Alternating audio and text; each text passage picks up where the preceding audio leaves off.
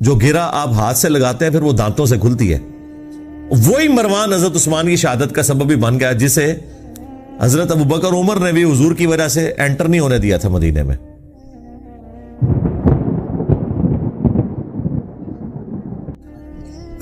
اب آپ دیکھیں کتنا بڑا ظلم ہے. جو لوگ بھی اس ٹاپک کے اوپر بولتے ہیں نا, چونکہ انہوں نے بنو امیہ کا دفاع کرنا ہوتا ہے, تو آپ دیکھیں گے یہ جتنے بنو امیہ کی چاکری کرنے والے لوگ ہیں, خواہ وہ مکاری سے کر رہے ہوں جس طرح علماء دیوبند ہیں, علماء وہابیہ ہیں اہل حدیث, یا علماء بریلویہ, چاہے اپنے بھول پان میں کر رہے ہوں جس طرح کے ڈاکٹر اسرار صاحب, یہ دونوں بنو امیہ پہ پردہ ڈالنے کے لیے ہمیشہ کہتے ہیں کہ مسلمانوں پہ فتنوں کا آغاز حضرت عثمان کی شہادت تھی, تاکہ وہ کربلا کا رخ کسی اور طرف موڑ دیں. کربلا کے پیرلل میں انہوں نے حضرت عثمان غنی کو کھڑا کیا ہوا ہے. سیدنا عثمان کی شہادت یقیناً مظلومانہ ہے. ہم اگر حضرت عثمان غنی رضی اللہ تعالیٰ عنہ کو مظلوم تصور نہ کریں, خلیفہ راشد تصور نہ کریں, تو ہمارا حضرت علی کے حق میں مقدمہ ویسے ہی ختم ہو جائے گا, کیونکہ حضرت علی کو ہم چوتھا خلیفہ راشد جبھی مانتے ہیں جب ہم تیسرا خلیفہ راشد سیدنا عثمان کو مانیں گے. لہذا ہمیں تو کوئی کلیریفیکیشن دینے کی ضرورت ہی نہیں ہے, ہم تو چاروں خلفاء کو مانتے ہیں, اور ہم رسول اللہ کی اس حدیث کو بالکل اس پہ غیبی ایمان رکھتے ہیں جو آپ نے فرمایا تھا ابو داؤد اور ترمذی میں کہ میرے بعد جو کوئی بھی زندہ رہا وہ بہت اختلاف دیکھے گا. اس اختلاف کے دور کے اندر علیکم بسنتی وسنت الخلفاء الراشدین المہدیین, تم میری سنت اور میرے خلفاء راشدین کی سنت کو مضبوطی سے پکڑ لینا اپنی داڑھوں سے, اور دین میں نئی نئی بدعتوں سے بچنا. یہ بدعتیں گمراہیاں ہیں اور یہ گمراہیاں جہنم میں لے جانے والی ہیں. اب نبی الاسلام نے خلفاء راشدین کے جو مخالفین ہیں یا ان کے دور کے اندر جو ان کی مخالفت پہ کھڑے ہونے والے لوگ ہیں, بشرطے کہ وہ خلفاء ان کے اس اختلاف کو صحیح نہ مان لیں. اگر وہ خود مان لیں کہ یار یہ ہماری جو مخالفت کر رہا ہے یہ بندہ ٹھیک بات کر رہا ہے, وہ تو الگ بات. لیکن جہاں پہ خلفاء کی جنگیں آ جائیں یا مخالفت اس لیول پہ آ جائے, وہ پھر معاملہ الگ ہے. تو نبی الاسلام فرمایا کہ تم نے میری اور میرے خلفاء راشدین کی سنت کو لازم پکڑنا ہے. اس لیے دیکھیں کہ ہم حضرت ابوبکر صدیق رضی اللہ تعالیٰ عنہ کے مقابلے پر منکرین زکوٰۃ کو, مرتدین کو نہیں درست سمجھتے. سیدنا عمر کے مقابلے پر رومنز اور پرشینز کو نہیں درست سمجھتے. سیدنا عثمان کے مقابلے پر بلوائیوں کو, جن میں سے اکثر صحابہ ہی تھے, ان کی اس ایکٹیویٹی کو جو انہوں نے حضرت عثمان کو شہید کر دیا. اب بیچ میں ظاہر ہے کہ وہ اسپیسیفکلی بندہ کون ہے وہ تو بے نظیر کے قاتلوں کا بھی نہیں پتا چلا, جبکہ اتنے کیمرے موجود ہیں. تو اس وقت تو کوئی کیمرے بھی نہیں تھے, نہ علم غیب اس زمانے میں ہوتا تھا, یہ تو بعد میں دریافت ہوا ہے نا. تو لیکن ان کی وہ ایکٹیویٹی کہ حضرت عثمان کی شہادت تک پہنچی, اس میں ہم حضرت عثمان کے مخالفین کو اس ایکٹیویٹی میں غلطی پر مانتے ہیں, اور ان کی طرح مکاری نہیں کرتے کہ اجتہادی غلطی کہتے ہیں. صراحتاً غلطی ہے, فساد ہے, فتنہ ہے. لیکن حضرت عثمان اتنے اپ رائٹ تھے کہ بخاری میں 695 نمبر حدیث ہے, جب ساتھیوں نے پوچھا کہ نماز ہمیں فتنوں کا امام پڑھا رہا ہے اور ہمارے امام آپ ہیں, آپ محصور ہو چکے ہیں اپنے گھر میں, اب ہم نماز اس مسجد میں جا کے پڑھیں یا گھر میں ہی پڑھ لیں. تو سیدنا عثمان نے کہا کہ نماز ہی تو مسلمانوں میں ایک اجتماعی نیکی کا کام ہے, نیکی کے کاموں میں ساتھ دو, برائی میں ان سے الگ رہو. اگر وہ یہودی ہوتے تو حضرت عثمان کیسے کہہ سکتے تھے کہ ان یہودیوں کے پیچھے جا کے نماز پڑھو؟ آج کوئی مسلمان فتویٰ دے گا کہ یہودیوں کے پیچھے نماز ہو جاتی ہے؟ وہ پتا تھا کہ وہ صلح حدیبیہ کے صحابہ ہیں, ان میں اختلاف رائے بھی درست تھا, مخالفت درست نہیں تھی, اس کا جو ایکسٹریم رزلٹ نکلا وہ درست نہیں تھا. بہرحال وہ سارے کا سارا معاملہ تلپٹ ہو گیا. اس کے بعد جب سیدنا علی کا دور آتا ہے تو پھر وہی رول چلے گا نا, علیکم بسنتی وسنت الخلفاء الراشدین المہدیین. تو وہاں پہ بھی ہمارا یہی عقیدہ ہے کہ حضرت علی کے مخالفین جو اولو العزم اصحاب میں سے تھے. سیدہ عائشہ سلام اللہ علیہا، سیدنا زبیر، سیدنا طلحہ رضی اللہ عنہم اجمعین وعلیہم السلام اجمعین. یعنی یہ واقعی ٹکر کے لوگ ہیں، یہ حضرت علی کے ٹکر کے لوگ ہیں اپنے مرتبے اور اسلام کی کنٹریبیوشن کے پوائنٹ آف ویو سے. اس بڑے لیول پہ نہ ہو لیکن ایٹ لیسٹ یعنی سابقون الاولون میں آنے والے لوگ ہیں. تو ان کا احترام اپنی جگہ ہے. نہج البلاغہ میں بھی حضرت علی کی وہ نصیحتیں موجود ہیں جو حضرت عثمان کو کی ہیں انہوں نے. وہ کمال کی نصیحتیں ہیں، وہ پڑھنے والی ہیں. اس میں حضرت علی نے جو جملے بولے، کیا عثمان تیرا سٹیٹس پہلے دو خلفاء والا نہیں ہے، کیونکہ تجھے رسول اللہ کے ساتھ دامادگی کا شرف بھی حاصل ہے. سیدنا عثمان کا داماد رسول ہونا نہج البلاغہ میں شیعہ کی کتاب میں ثابت ہے، اسی نصیحت کے اندر جو ان کا خطبہ کہہ لیں یا مکتوب کہہ لیں. تو حضرت علی حضرت عثمان کو سمجھاتے ہوئے یہ کہہ رہے ہیں کہ پہلے دو خلفاء سے زیادہ تمہاری ذمہ داری ہے، کیونکہ تم رسول اللہ کے داماد بھی ہو. داماد تو بیٹوں کی جگہ ہوتا ہے. تو یہ جو تمہاری شکایتیں تمہارے گورنروں کی آتی ہیں تمہارے پاس، ان کے طرف توجہ دے کے ان ایشوز کو ریزالو کرو. وہ کرتے بھی تھے.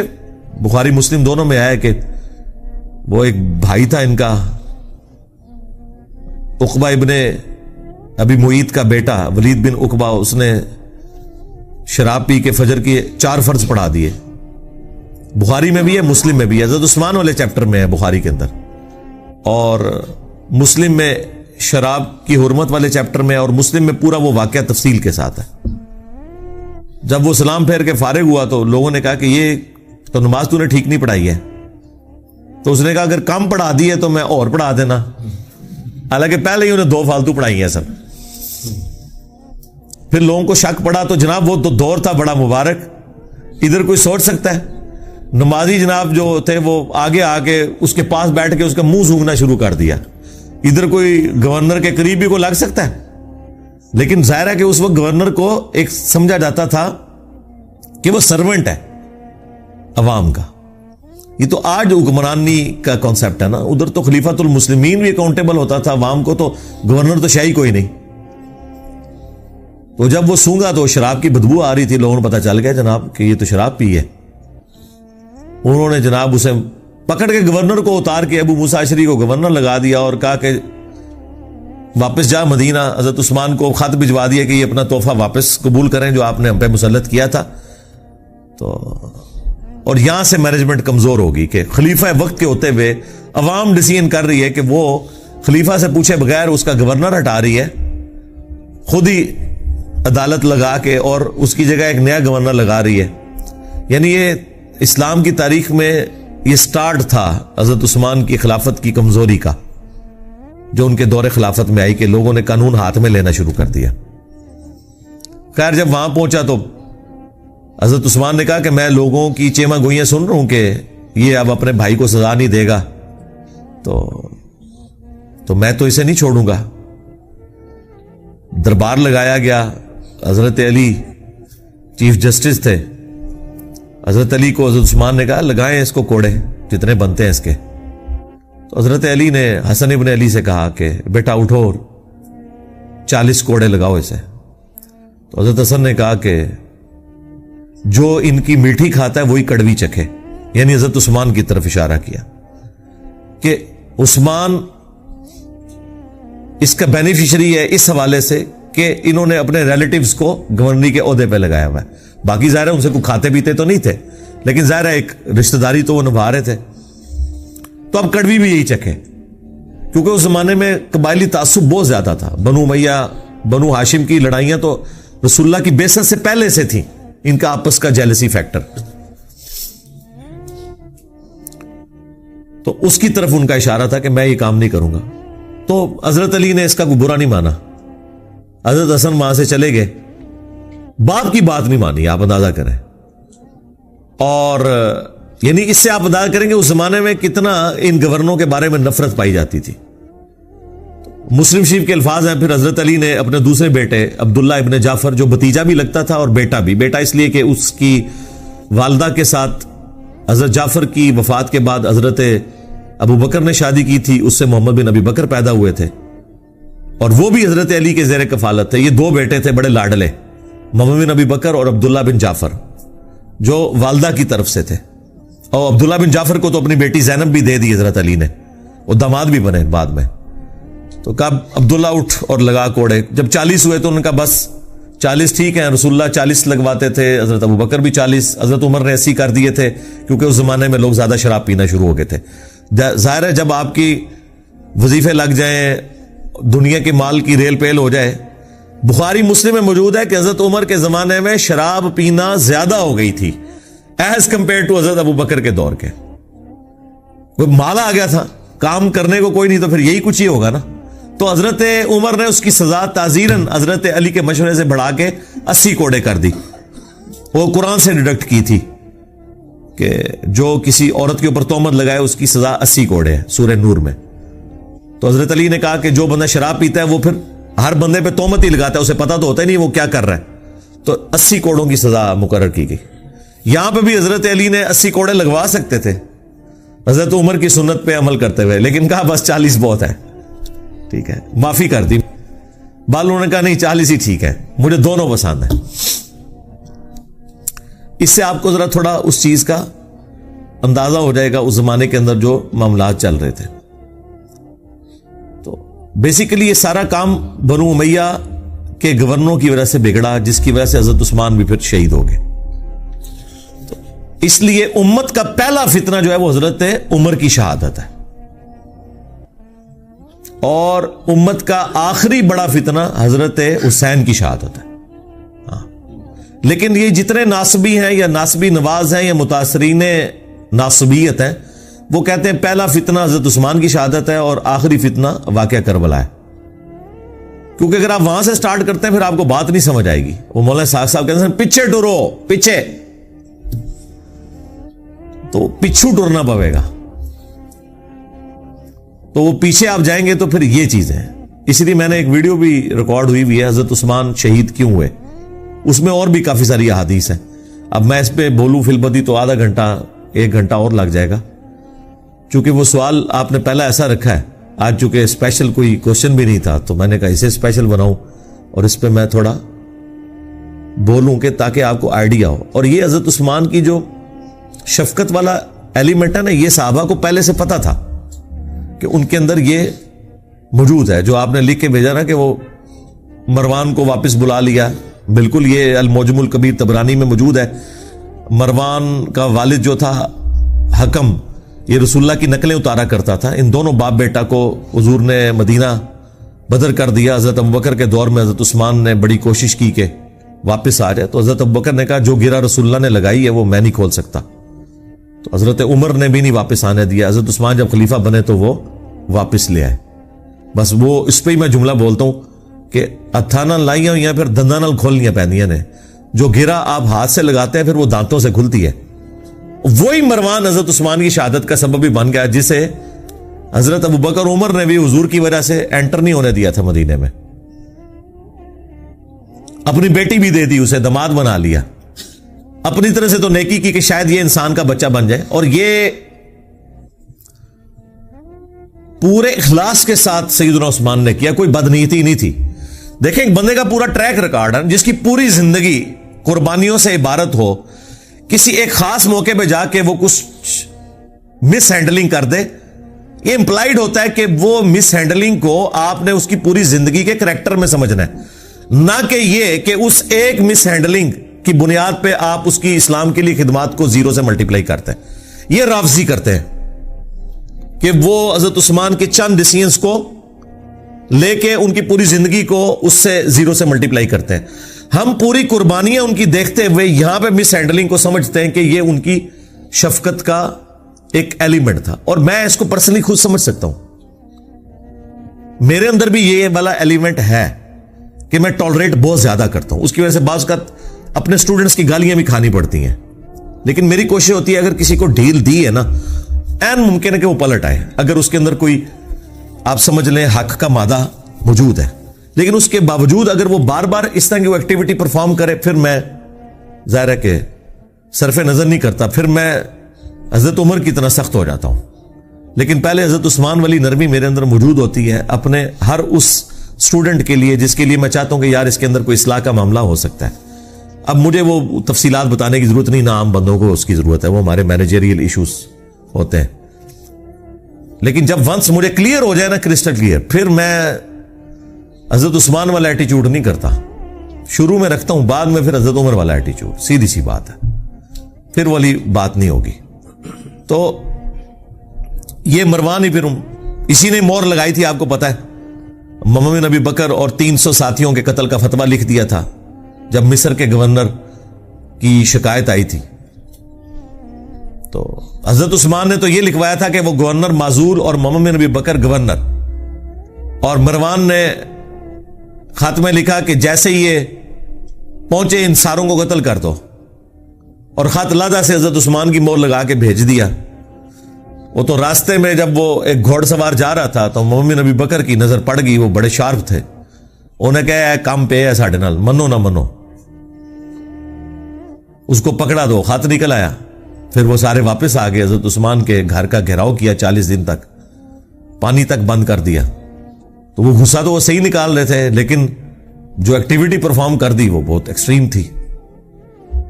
اور دوسری طرف حضرت عثمان کی بھی شرافت ہے کہ انہوں نے اپنے حق میں کوئی تلوار کسی کو نہیں اٹھانے دی. ان کو تو اندازہ نہیں تھا کہ یہ پروٹیسٹ جو ہے اس لیول تک چلا جائے گا.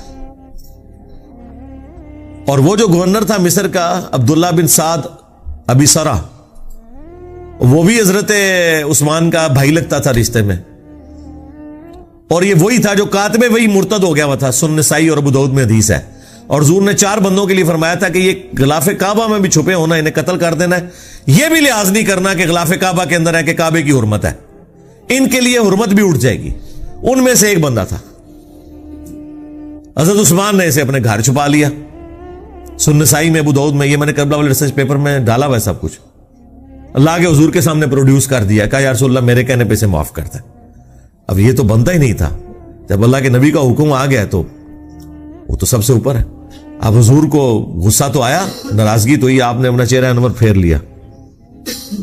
حضور کے غصے کا اظہار بس اتنا ہی ہوتا تھا, اور یہ بہت بڑی بات ہوتی تھی, آپ چہرہ انور پھیر لیں.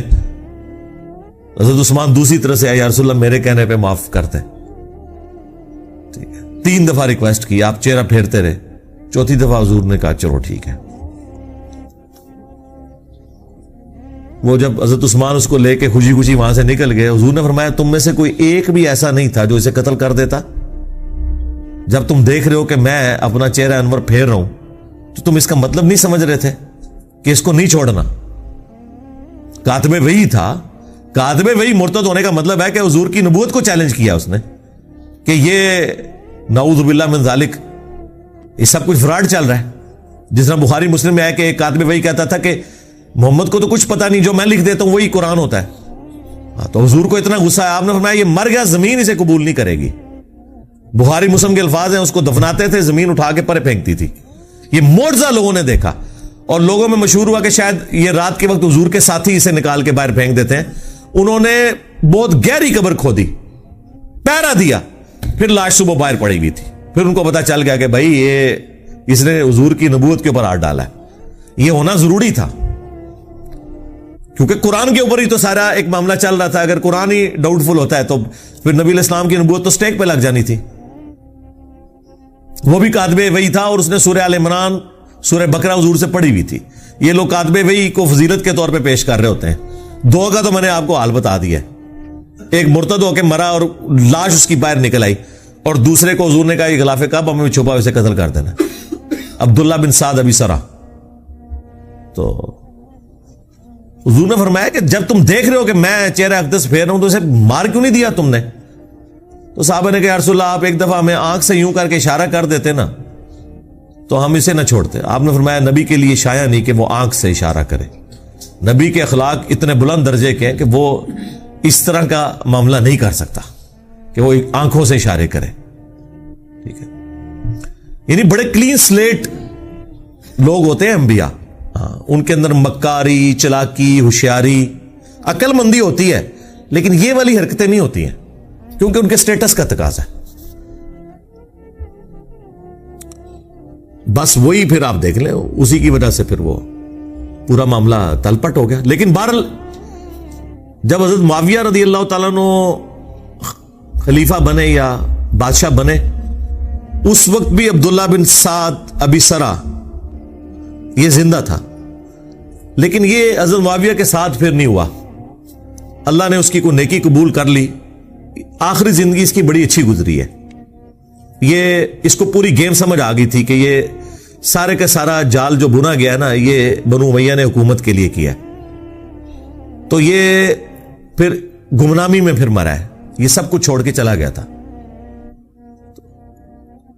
باقی ہم تو رضی اللہ تعالیٰ عنہ ہی کہتے ہیں, ظاہر نبی الاسلام کی رسپیکٹ کی وجہ سے.